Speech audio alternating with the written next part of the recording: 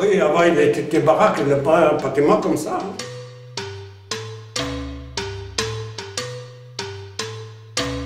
Ben oui, j'ai joué avec les copains ici. Oui, les Marocains, les Algériens, les Tunisiens, il y en a tous, les Français, il y en a que tout qui mélange, il a été mélangé ici. C'est pire qu'un bidonville.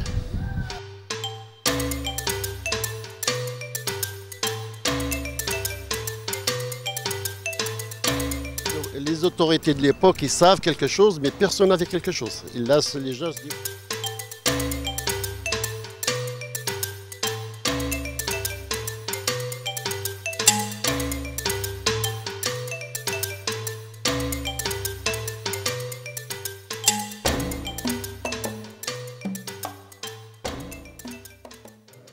اسمي بن الزغداد. خشيتنا لفرنسا في 67 لاموزين.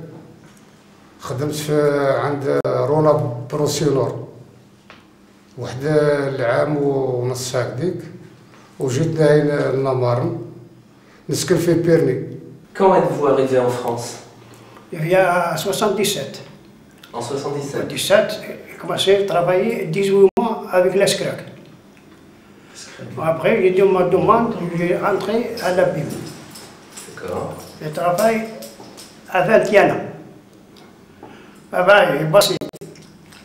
Arrivé à 60 ans, j'ai demandé, moi j'ai sorti.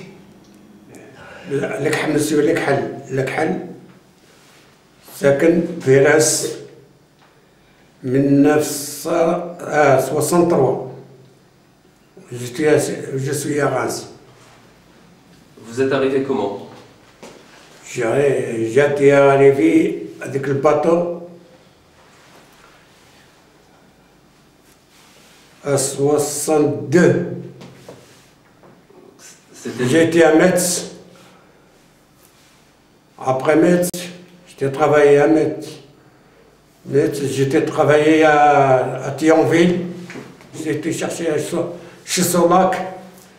Il a dit, monsieur, tu mets la nationalité française, j'ai embauché. Tu me mets la nationalité française, je ne bouge pas. Pas embauché. Je suis venu en 77, mon première fois. Mais chaque année, je suis allé en vacances chez lui. Je suis allé en vacances chez lui.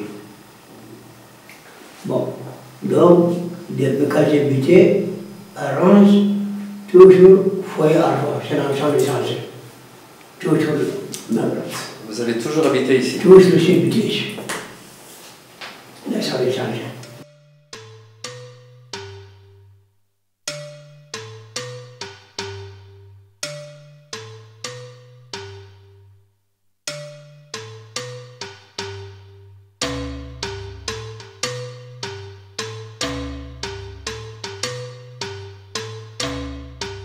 Elle a rentré à la France, à Reims, le 3 mars 71. Je passe en village, je suis toujours à Reims, à Sagamar.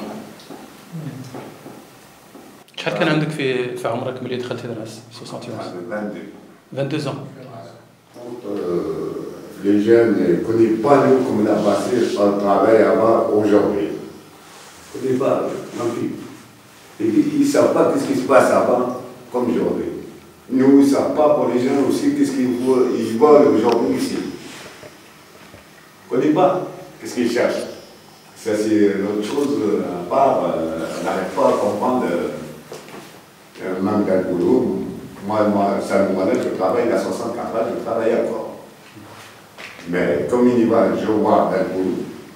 Bon, excusez-moi de dire ça, mais les jeunes, tous les jeunes, il arrive au boulot, il regarde comme ça, il dit, moi je fais pas ça. C'est pas du boulot. Qu'est-ce qu'il y a à dire après? Tu es pas de travail obligé. Tu tapes, comment tu fais? Et ils ne veulent pas cette boulot-là. Et nous, avant, on travaille obligatoire. Il faut combiner avec la robe, c'est-à-dire avec la pioche. Aujourd'hui, c'est le marque de la machine, ça va encore. Tu arrives impeccable. Mais avant, c'est à la main. Parce que comme nous, c'est vrai, il n'a pas rentré à l'école. C'est normal. Ça, je donne raison pour les gens, pour ça, c'est tout. Nous, il n'y a pas d'école. Avant, ça n'existait pas l'école. On retrouve l'école où?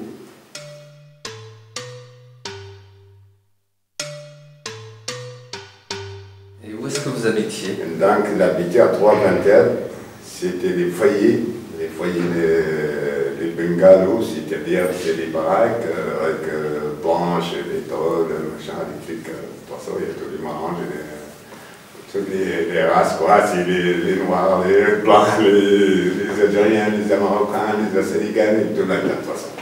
Quatre dans la chambre à 7 mètres. Un sur un, c'est-à-dire un bas, un là, l'autre dessus. Ça veut dire 4 dans la chambre. J'ai entré en France en 1963. J'ai vécu au quartier marocain. Et j'ai vécu 66 jusqu'à 68. Quartier marocain. Donc vous connaissez Moi je connais, oui. Il y a 300 personnes là-dedans. Hein. Il y a des gars qui ont pris maladie. Et tout ça, il y en a beaucoup qui rentrent à l'hôpital et tout ça, là. La quartier là. Et comment c'était le quartier Kifashkan? Le quartier, c'est ça là. C'est vraiment ça, oui. Il n'y a rien qui est gitan, tout ça. Il y avait des bâtiments, il y avait... Non, il n'y a pas de bâtiment. Il n'y a rien que les baraques. Hein. Des baraques? Oui, moi j'ai habité dans la petite baraque, c'est tout. Hein. Le chauffage, quand le chauffage? Non, il n'y en a pas de chauffage, il n'y a rien du tout. Donc, quand l'électricité? Non, il n'y a rien. Avec les bougies, hein. Rien du tout. Un poêle avec le bois, tout ça, c'est tout. Les barbus, ce qu'on fait comme ça, c'est tout. Même il n'y en a pas de fourneau, il n'y a rien du tout. Et même le chauffement, ça, il prend le manger, tout ça, là, il n'y a rien du tout. Rien. Je connais ça exactement. Je connais ce côté. Il y a les Marocains, il y a les Algériens, les Gitans, les Tunisiens, tous les. Chacun chaque côté. Hein. Rien. Même la flotte, il y en a un remoli, c'est tout. C'est tout. C'est tout pour tout le monde. Vous y êtes retourné sur ce quartier? Comment? Vous êtes retourné sur ce quartier depuis... Oui, j'ai tourné un petit tour, pour voir, c'est tout. Alors, effectivement, je n'ai pas vu longtemps du bateau du Nord, je ne sais pas, on a fait les bâtiments, tout ça, à côté. Fait tout ça, moi. Je ne sais pas quand les bâtiments commencent.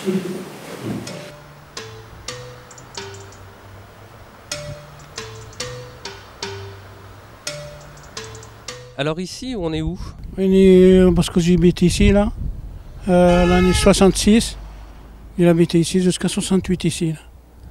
C'était quoi ici? Quoi, c'est quartier marocain. J'ai habité ici, ici, là, le Gouli, ici au coin. La boulangerie était plus loin là-haut. L'usine, là, j'ai travaillé dans l'usine, ici, là, comme maçonnerie. J'ai travaillé ici.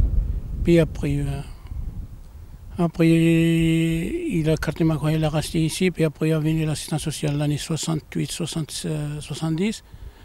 Ici, là, après, il a déménagé, il a venu l'assistance sociale, il a déménagé tout, il y a des gars qui l'ont attrapé maladie, tout ça, il a passé la radio et tout ça, là. Alors, en fait, c'était un quartier fait de baraquements, c'est ça? Oui, c'est là, un quartier, tous les baraques, tout ça, les tôles, tout ça, avec le bois, tout ça, avec tout, là, il était sale, tout ça, là. En fait, tous les gens qui vivaient ici... Il y en a 300 personnes qui habitent ici, là. Ah oui, hein. Il y en a les Marocains, il y en a les Algériens, il y en a les Tunisiens, il y en a les Gitans, les Français, tout, ils habitent ici, là.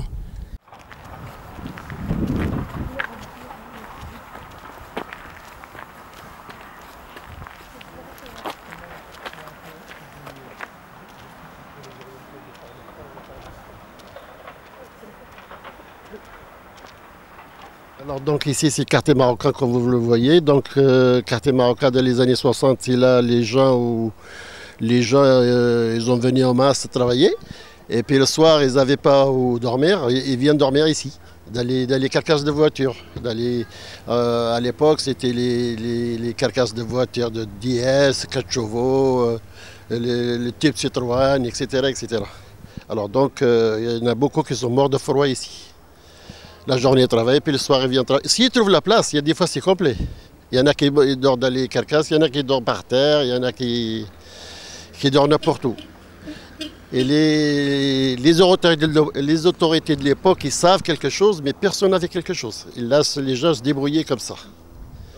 Ils se groupent tous ici. Il y en a qui dorment dans les carcasses de voitures, il y en a qui dorment à côté, il y en a malheureusement le matin, il y en a qui sont morts. Et là, moi j'ai assisté à plusieurs qui sont morts ici. Donc c'était ce qu'on peut appeler un bidonville quand même. C'est pire qu'un bidonville. C'était pas un bidonville. Un bidonville, au moins, il y a des fois maintenant, il y a tout ce qu'il faut. Avant, c'était des carcasses de voitures, des quartiers toutes pourries. Et les gens, ils viennent ici, il n'y a pas d'eau, il n'y a pas d'hygiène, il n'y a rien du tout. Ils dormaient comme ça, le matin, ils se réveillaient, ils ne savent pas où aller pisser, ils ne savent pas où aller boire son café. Et tout ça, c'était vraiment la misère totale.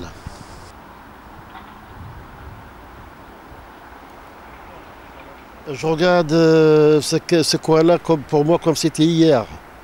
Je voyais les gens le week-end comme ça, assis à côté de leur carcasse, tout ça, sans famille, avec un golden à la main, un morceau de pain, une bouteille d'eau. C'était vraiment, je ne dirais pas les esclaves, mais quelque chose qui les ressemble. Franchement, je suis ému aujourd'hui de venir dans ce coin-là. Très ému.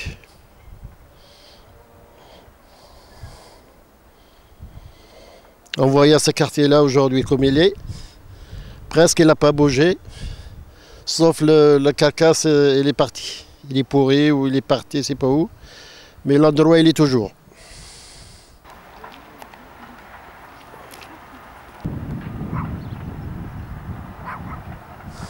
Pour bien que je comprenne, ces gens venaient travailler et n'avaient pas de logement. Ils n'avaient pas de logement, non. Ils venaient arriver là, le boulot il en avait, ils trouvent du boulot, mais le soir, quand il y a question de boulot, ils ne savent pas où aller. Donc les gens, ils se groupent et puis ils viennent ici, dormir par ici.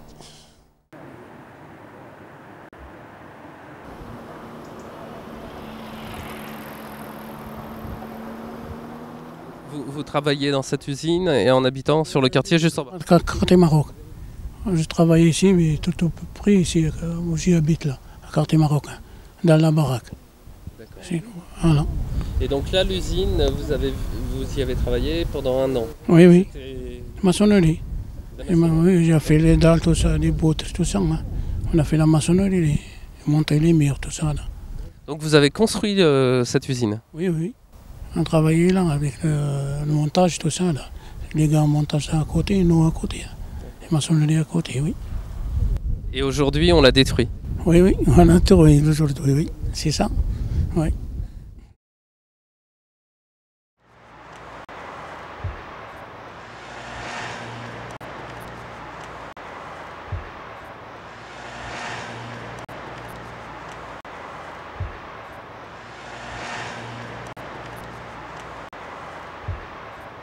Alors je crois qu'ici aussi, il y a des souvenirs pour vous? Oui, hein. Souvenirs de l'usine de Dropsy, l'usine de carton. Et vous avez vu derrière vous comment ils ont appelé le bâtiment? Oui, oui, c'est un cartonnier. Oui, je l'ai vu, pour le nom de l'usine là. Oui, c'est ça. Que représente la cartonnerie aujourd'hui à Reims? Alors c'est avant tout 2 salles de concert, une de 1200 places et une de 400. C'est aussi un lieu de formation, c'est un lieu de répétition, un lieu d'enregistrement, un lieu de résidence. Enfin, c'est autant un lieu de vie et de formation qu'un lieu de concert en fait.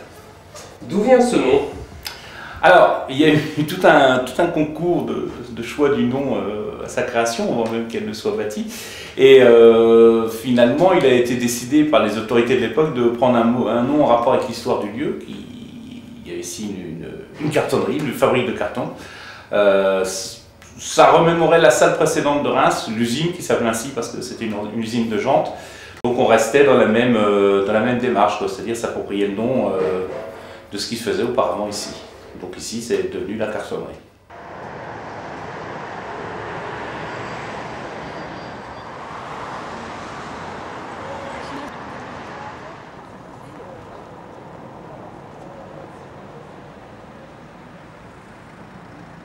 Est-ce que vous savez d'où vient le nom, le quartier Maroc? Non, je ne sais pas d'où vient le quartier Maroc, mais il y a un certain nombre de villes de France qui, à une certaine époque, ont mis en place comme ça, donc c'était avant la Première Guerre mondiale, un certain nombre de quartiers. Donc je pense notamment à la ville du Mans, qui a un quartier qui s'appelle le Maroc également, le Collège du Maroc, où il y a un établissement scolaire.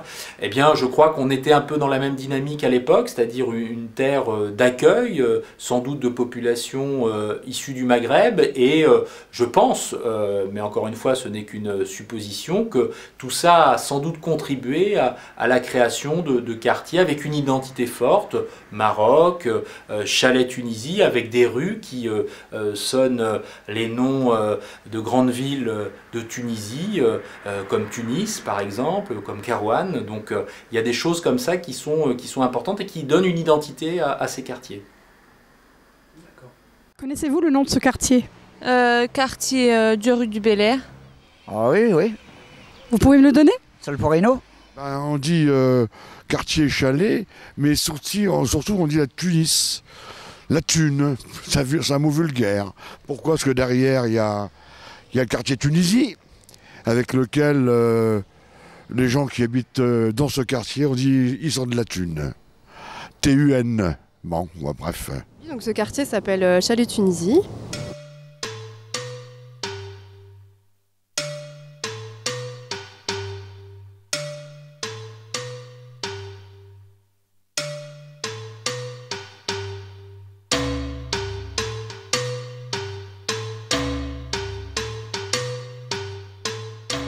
Donc ce quartier, il a une particularité, c'est peut-être cette particularité que les Rémois connaissent ou ne connaissent pas, c'est qu'il y a toute une partie de noms de rues qui citent des villes de la Tunisie.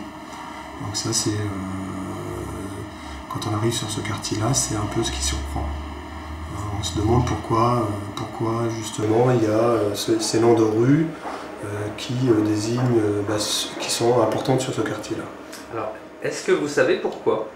Alors, j'ai pas forcément toute l'histoire, je connais pas toute l'histoire, mais je sais qu'il y avait un échange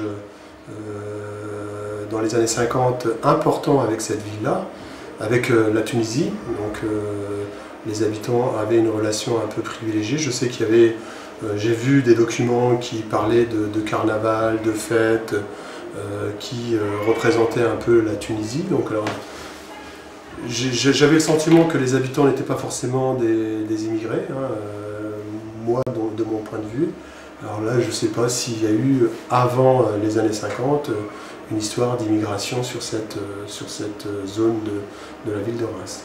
On tenait un journal, mais il faudrait que je le retrouve sur la maison de quartier Chalais Tunisie, où on avait interviewé Monsieur Cusimano. Donc on racontait que c'était son grand-père qui était installé en Tunisie et au Maroc et en Algérie. Il a fait les trois départements français à l'époque d'outre-mer, et il est venu s'installer sur Reims, et lui avait demandé à ce que quand il cherchait des noms de rue, il avait participé avec la mairie de l'époque à ce qui est ces noms. Donc voilà moi l'explication que je peux donner, parce qu'on a eu un témoignage en direct d'une personne qui était installée sur ce quartier-là depuis des années. C'est peut-être ce que vous allez découvrir par rapport sur ce quartier en allant interroger les habitants. Qu'est-ce que ça vous évoque, le nom du quartier? Je sais pas trop. C'est le nom des rues, mais bon, à part ça... c'est comme un chalet, on va dire, entre guillemets, vu qu'il y a plusieurs lotissements regroupés, des immeubles un peu partout. C'est un peu, voilà, quoi, un chalet, quoi.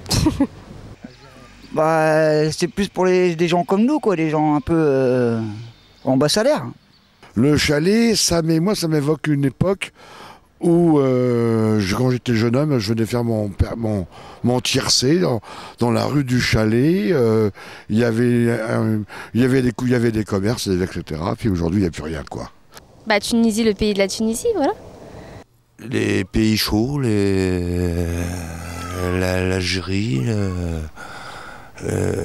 voilà. C'est Chalet-Tunisie, Tunisie, c'est le show, quoi. Qu'est-ce que vous pensez du nom du quartier, Chalet-Tunisie? Bah, je trouve que c'est un nom comme les autres. Il y a pas de. J'ai jamais réfléchi à cette question-là, on va dire. Ça remonte bien avant la guerre, hein, la première guerre, je pense. Hein. Mais peut-être, si on prolonge un petit peu le fond des choses, peut-être qu'en l'occurrence, il y aurait, suite à la guerre d'Algérie, peut-être quelques appointances entre la France et puis l'Algérie, peut-être, pourquoi pas, après tout. Il y a bien la rue de Verdun dans toutes les villes de France, pourquoi pas la rue de Tunis dans toutes les villes de France, par exemple.